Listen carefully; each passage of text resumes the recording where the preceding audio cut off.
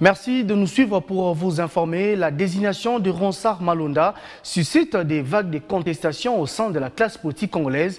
L'un des partis politiques de la coalition au pouvoir, l'UDPS, s'est dit indigné de cette désignation suivie de l'entérinement de ses successeurs de Corneille Nangaa. L'UDPS a lancé un appel à la manifestation pacifique le 9 juillet prochain.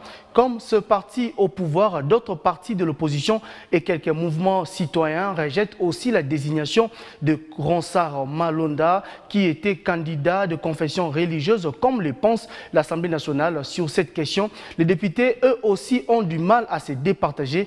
Gabriel Mikoubou vous propose un condensé sur ce dossier. Au cœur d'un bras de fer entre les confessions religieuses, Ronsard Malonda est désigné prochain président de la Commission électorale nationale indépendante. C'est à l'issue de la plénière de ce jeudi 2 juillet à la Chambre basse du Parlement que la majorité des députés, selon le communiqué du bureau de cette Chambre, a adopté le procès verbal de confession religieuse portant désignation du président de la CENI. Comme il fallait s'y attendre, les réactions sont croisées. À leur tour, les députés du CACH recommandent au chef de l'État de ne pas procéder à l'investiture de Ronsard Malonda. Depuis plusieurs jours, la société civile et l'opposition s'étaient mobilisées contre la désignation du secrétaire exécutif national du bureau sortant de la CENI. La SENCO et l'ECC ont notamment dénoncé un passage en force de la majorité. Le CLC trouve cette décision unilatérale et une insulte à la nation. À son tour, une frange de la société civile crie à la violation par l'Assemblée nationale.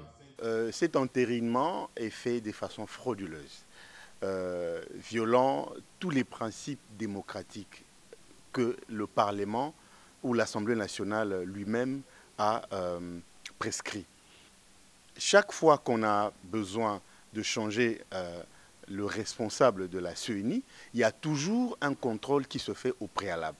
Du coup, nous apprenons qu'il y a eu entérinement de M. Ronsard Malonda qui est décrié, qui est rejeté, qui est refusé par l'ensemble de notre peuple. Il y a eu des menaces, mais je ne comprends pas sur quelle base Mme Mabunda et sa prétendue majorité se permet-elle de pouvoir entériner cette candidature. Un scénario qui s'apparente à ce que le cardinal Ambongo a prédit lors de son homélie du 30 juin à l'occasion du 60e anniversaire de l'indépendance de la RDC. L'archevêque métropolitain de Kinshasa avait appelé la population à se tenir prête pour une mobilisation, je cite, « lorsque le moment viendra, lorsqu'ils s'obstineront à faire passer les lois et les personnages à la tête de la CENI, il faudra qu'ils nous trouvent sur leur chemin. » Fin des citations. Rien n'est clair sur la suite de la composition du bureau. Selon les experts, jusqu'au dernier scrutin, tous les noms étaient envoyés au même moment. Les cas inédits devraient être déterminés.